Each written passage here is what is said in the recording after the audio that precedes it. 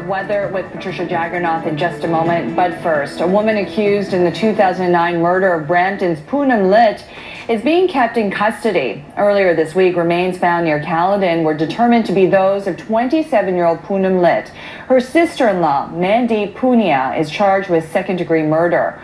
Punia is one of two people charged in this case.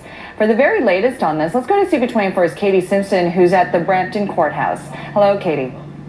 Hi, G. Today's court appearance was very brief, and a publication ban is in effect, so we cannot discuss any of the evidence presented during today's proceedings. But we can tell you that the suspect, when she was brought into court, she stared down at the ground. She did not look at anyone in the courtroom, and she nodded during the proceedings. She did not speak once. When asked if she understood what was going on, she nodded yes. And she was also given information through the use of a Punjabi interpreter for today's proceedings. Now, as you know, she is facing second-degree murder charges in this case. Her father is also facing a charge in this case, a charge of accessory after the fact. He made his first court appearance on Friday, and he remains in custody. Now, we were speaking with the suspect who appeared today, Punia's lawyer, earlier today.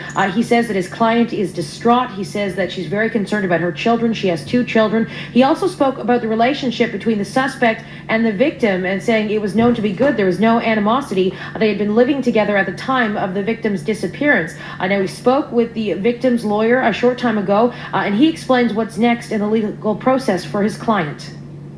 Under the criminal code, when you're charged with second-degree murder, it's an automatic detention order in the Ontario Court of Justice, the OCJ. She has to make application to the Superior Court for bail. We'll definitely do that, but we're not going to rush to do that. We need to see what the evidence is against her, who would qualify as sureties, because I think other members of the family are being looked at by the police. Comments to be made that her husband may or may not be a suspect. So before we go for bail, we need to make a determination as to how strong the case is against her, what is the case against her, and then make a decision to go for bail.